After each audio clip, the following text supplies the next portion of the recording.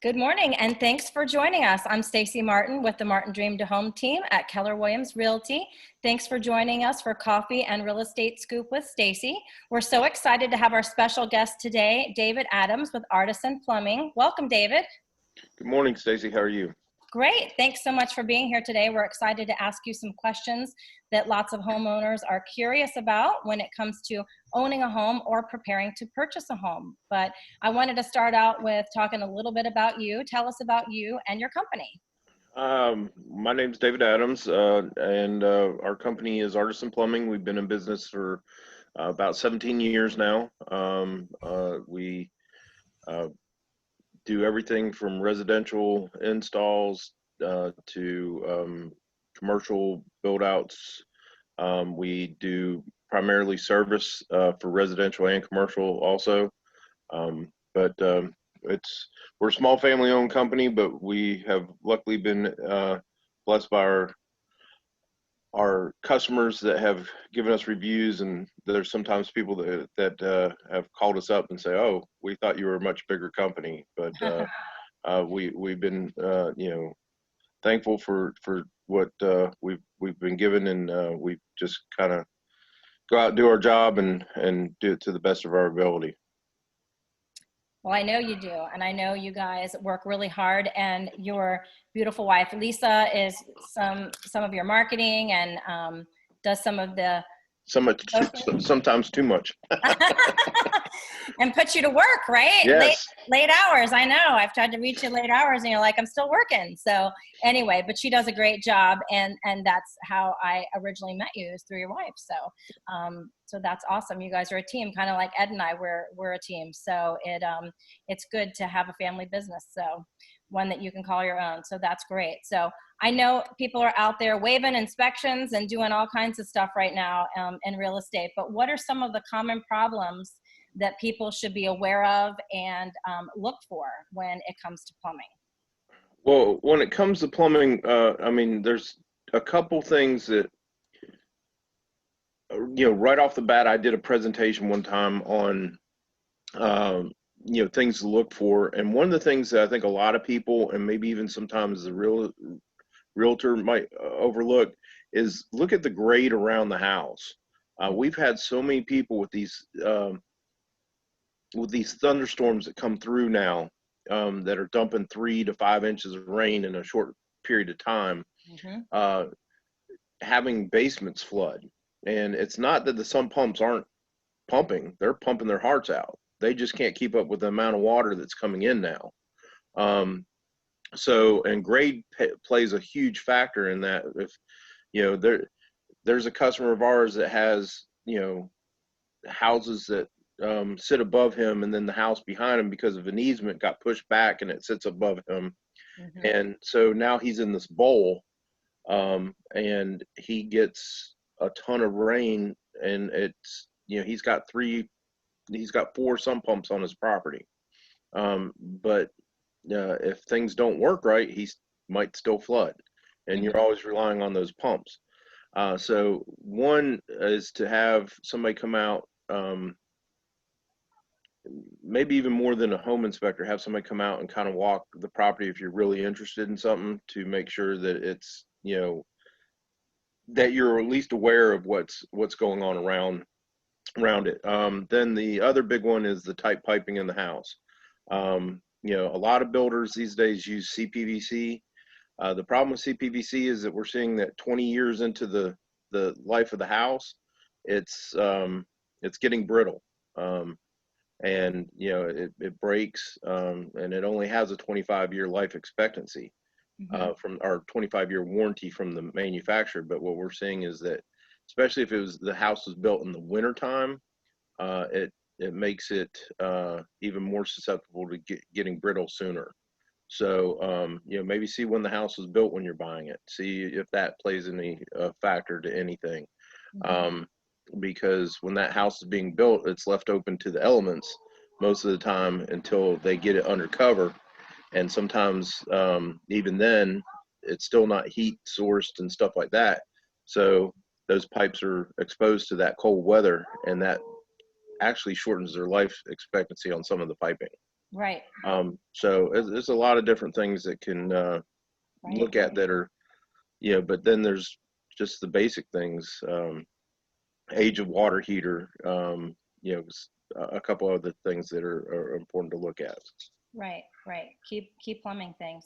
Yeah. So, what are some preventative maintenance things that once you have the home that you should do regularly? I know I've heard the home inspector say you should do this monthly or this annually, and but a lot of people don't get a home inspection today. So what are Yeah. some things they should look for or call you for? Maybe they shouldn't even mess with some of this. So, I mean, and that's, we tell people all the time, definitely,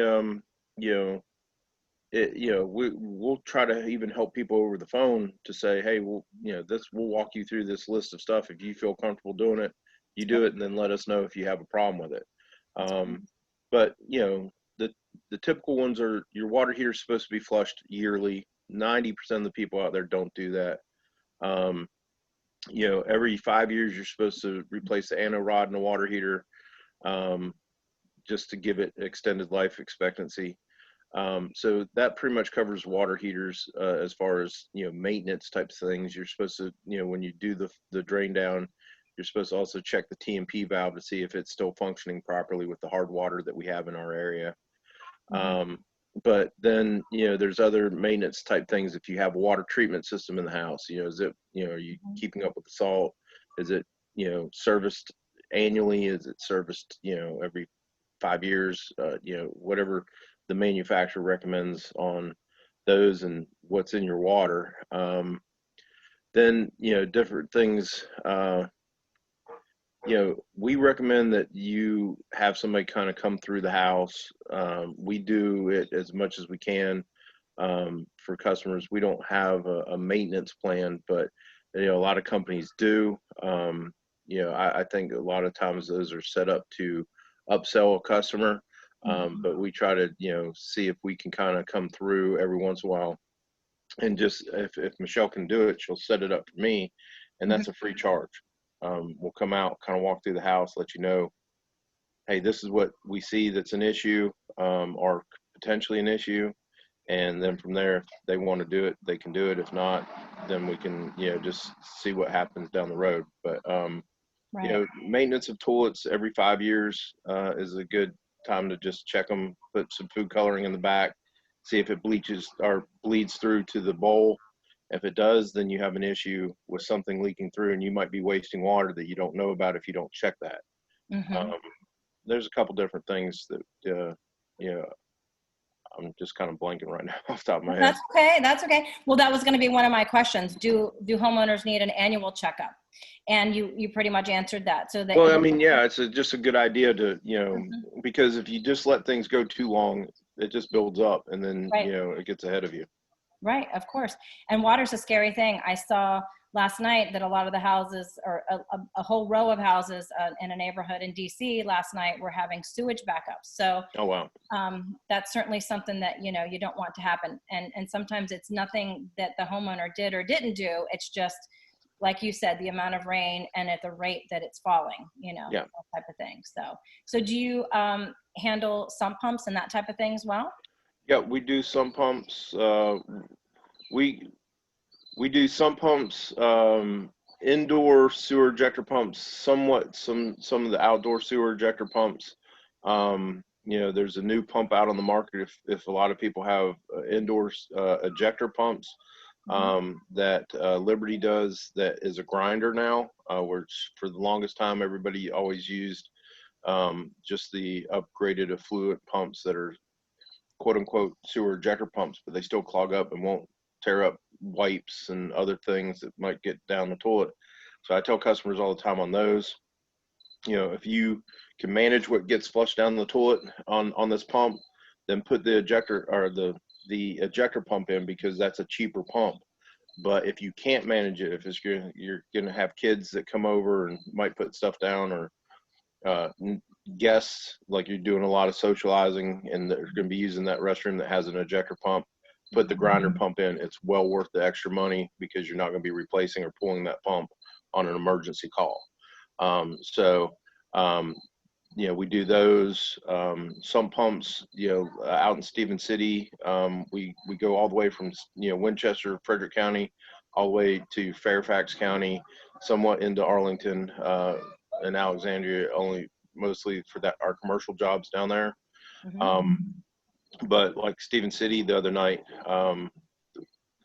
that area got hit hard with the rainstorm. I guess it was Thursday, Wednesday night, Thursday morning, and you know we had 3 or 4 customers call us with sump pump issues over there, and you know it's just that the amount of rain I think they said was 3 to 5 inches, and it's just amazing that that kind of rainfall is coming down now. Right. And Our then, code books, our code books are only designed in our area for 3 inches of rainfall for our area is what they build the houses for. right. And 3 inches of rain within how much time? They were saying a half an hour. Wow. So. So that was like 5 Oh, inches yeah. So like in the code book, it's for 3 inches of rain per hour. per hour. Okay, per Yeah. hour. Okay. Wow. Okay. Well, good to know. And we certainly can't control Mother Nature, right? Nope. Nope. Anyway, well, I know we talked a little bit about hot water tanks. I was going to ask you about tankless and what you thought about that. And is that a good investment? It really depends on what you're planning on using the tankless for. Mm-hmm. I think tankless are great products. On water heaters, you know, in general, ever since the 2015 government changes, water heaters have gone up like 65%. I think their first initial boost in cost went up 40 something percent, and then they had about a year later in 2016 they reassessed their cost structure, and they said that they had to go up another certain percentage. I want to say 12 to 14 off the top of my head. And then they went about 2 years, and then they went up something simple like 8%, and then they had like 2 other increases after the second steel embargo trade thing with China. So that just because they said steel costs were going to go up. And so because tanked heaters, I think are still a better option for most people that have an existing home. It's hard to repipe everything for a tankless because you have to. Perfect example: if you have a 50-gallon or 75-gallon tanked heater, that thing burns at 75,000 BTUs or 74 to 76,000 BTUs if it's a 75-gallon heater. A tankless for most houses in our area are going to need anywhere from 180 to 199,000 BTU tankless unit, if not more. So there's definitely gas volume that you have to look into on that. And then they also have to be vented properly. So you might be cutting up drywall to run that gas in the venting. So the cost of installing sometimes outweighs the efficiency of them, but they are great units. But I ask all of our customers up front, like, hey, why are you doing this? Is it because you want more space? A lot of customers think that it's something that they're going to get water like on demand. They think it's going to show up within 2 seconds of them turning on the shower valve. That's not the case. It's more that it's once you get hot water, you'll never run out until you either run out of gas or, you know, you turn the valve off. Mm-hmm. That's the great thing about tankless, but then you also lose your efficiency if you're used to taking a 10-minute shower, and then because you know you don't run out of hot water, you're going to now take a 20-minute shower. So it's they're nice. I don't recommend the electric ones hardly at all because they're not as efficient and they burn up the contacts. We had a customer that basically she had us come out because she couldn't do anything else at the time, and she wanted us to replace the contacts and the thermostats, or the elements in the tankless unit, and we did. And then and we told her that it could last you 3 months, it could last you 6 months, and sure enough, it lasted 5 months, and Oh, it burnt right back out. oh my goodness. Because they're constantly kicking on and off, trying to keep that water hot. Right, right. It's almost too much. You don't need it Yeah, all the time. they're a money pit if you go into the electric ones, and Right. they're not either size right, or you don't have like 6 in a row to keep that water heated. Mm-hmm. Tell me a little bit about having an alarm system or an alert for water. What do you recommend for that? And should homeowners invest in something like that? Because we're not always we can't be in all the parts of our house. We typically, and when we show houses, we say, people hang out in the kitchen and the family room, right? Yeah. So they're not hanging out in all those nooks and crannies of the house where you can get water. So what would you recommend as far as an alert system for water that's in places that shouldn't be? There are a lot of different products out on the market right now, and with the home, or the AI homes and stuff like that, with all the technology that we're coming out with now, that, the Alexas and the Google Homes and stuff, it's only going to get bigger and better. There's a couple products that we carry, but like one that we like a lot, it has a shutoff valve on the main that we install, and then there's a little puck that we put in different locations. I think the unit comes with 4 pucks, and then you can add up to 32 pucks around the house per one system. And we set those by the water heater. If the HVAC unit is somewhere separate, we can set it beside the HVAC unit. So if you ever have a condensate issue, the nice thing about this system is that it has protection mode and detection mode. So if it detects water, it'll set off an alarm, but it won't shut off the water to the house. So if it's something like an HVAC system where you get condensate water on the floor and it's separate from the water heater enough to where you want to deter the two, if you set it in detection mode, it's going to send you an alert to a Wi-Fi app, and it's going to then tell you that HVAC unit in basement detected water, and it's letting you know. But if it's the same thing and you have it beside your washing machine upstairs and it senses water, it's going to send you a signal saying protection mode has been activated.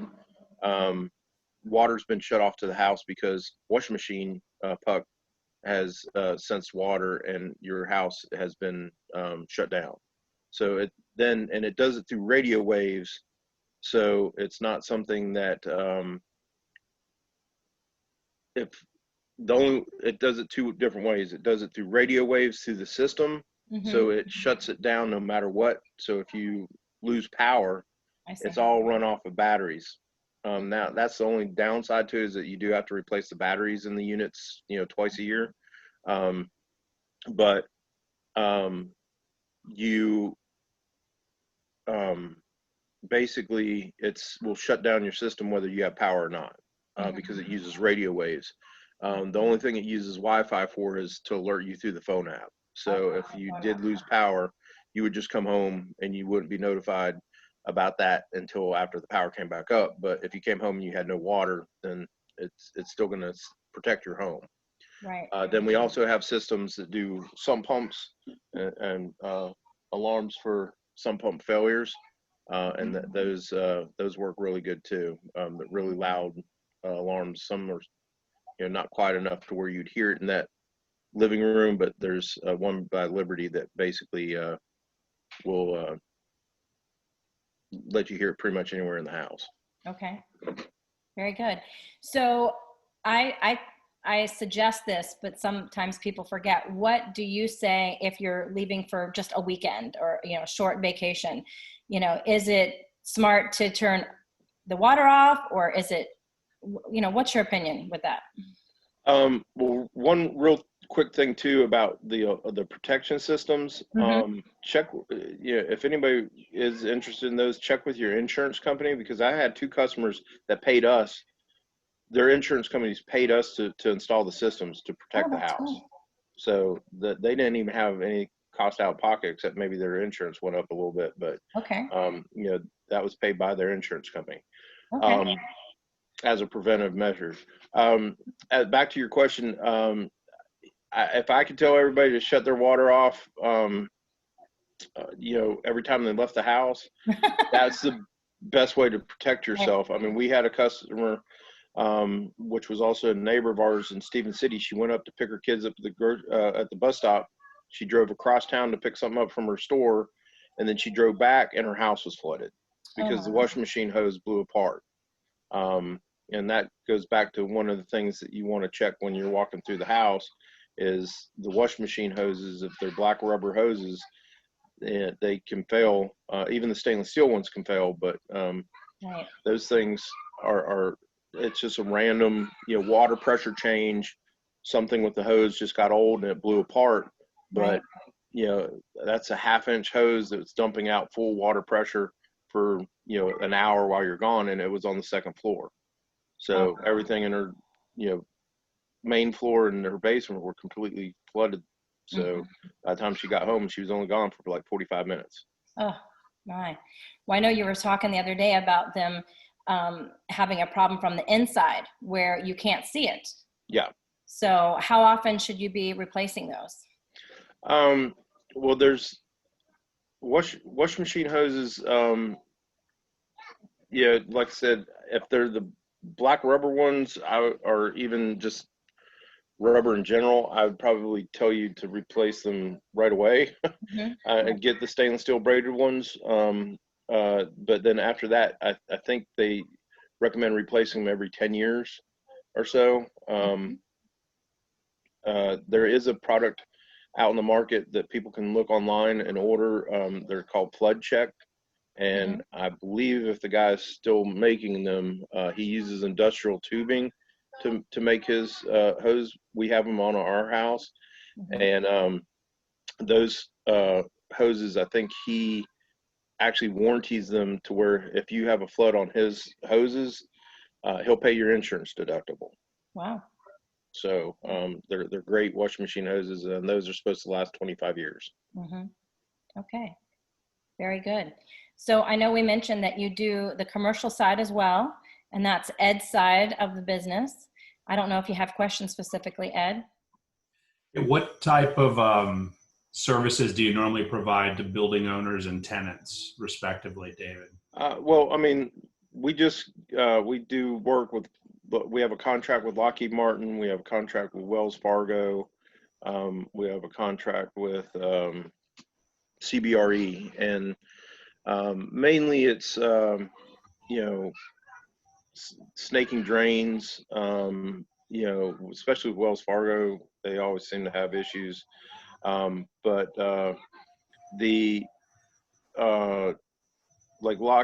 CBRE the other day called us up, and we went through, because of COVID, they wanted to replace all the faucets in the building and all the flush valves in the building with sensor style, because no one wants to touch anything anymore. So we, gave them a price to replace, I think it was, it's a 6-story building, men's and women's restrooms on each floor.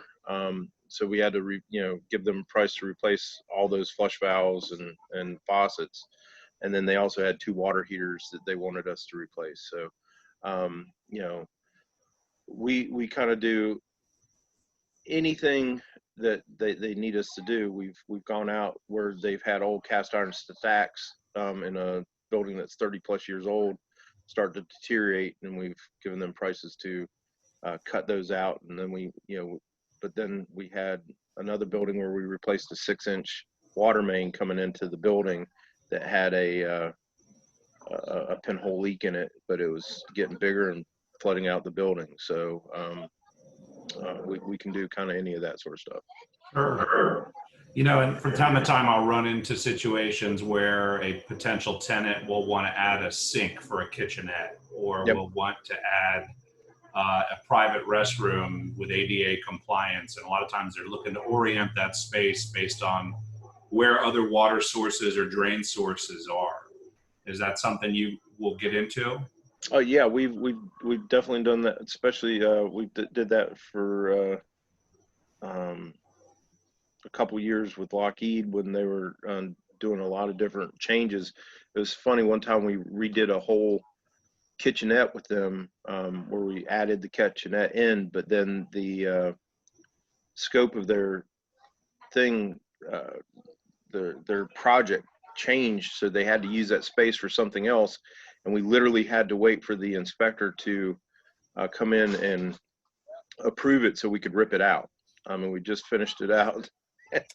They got approval, and then we had to take it right back out. But yes, we've moved kitchenettes into places. Sometimes in commercial buildings it's really fun to try to find the fall, or all the different things that we need to do to get a bathroom group in, or but if somebody's trying to do like a whole building, we're not that size company. But if it's a bathroom, like a private bathroom or a kitchenette or something like that, we can definitely handle that scope of work. Okay, that's great. David, do you have any other tips for our watchers, our listeners today? Anything else besides give you a call, right? Yeah, yeah, and that's the thing that I want to say is that we have a good policy of just, if you have a question, we'll be happy to try to answer it for you, and we'll try to help you out as much as we can over the phone. We've helped customers unjam garbage disposals. We've helped people snake their own drains. We've done a bunch of different things to try to help customers the best we can on their own accord. And then if they can't handle it, or I love the customers where a customer called me yesterday and she's like, hey, we need a new toilet. My husband says he can do it, but she didn't want him touching it. So we're happy to help out on anybody's comfort level. There's a lot of do-it-yourselfers out there anymore. We love you guys because you end up messing things up worse than what they should be. And we'll be happy to come behind people and fix it, or do it straight from the get-go. Right. How will people reach you? How would they make an appointment or call you to get advice? The best way to get a hold of us is to call the office and schedule something with Michelle, Monday through Friday, 8 a.m. to 4 p.m. But that we also, that office number is 540-868-0661, or send her an email at info@artisanplumbinginc.com. Okay. And we'll be happy to help out any way we can. Okay, great. And artisanplumbing.com is your website, so people can go check that out as well and see all your services and a little bit of background about you guys, and all the areas you cover and that kind of stuff too, right? Yes, ma'am. All right, awesome. Well, David, your man when it comes to plumbing. So we thank you, David, for being our special guest today, and happy Saturday. Hopefully you don't have to do too much work today, but just whatever Lisa has scheduled for me. Yeah, family time, stuff at your own house. So anyway, well, thank you so much. We'll be referring folks over your way as soon as they come into a plumbing question or issue. But we thank you again for being our guest today. We wish Thank you for having me. I really appreciate the time and the effort that y'all put together to present this. Sure, Really cool. Absolutely. Well, enjoy the rest of your day, and we'll be calling you soon. Thanks, David. Have a good one. Thank you. Okay, Thanks, bye-bye. Bye.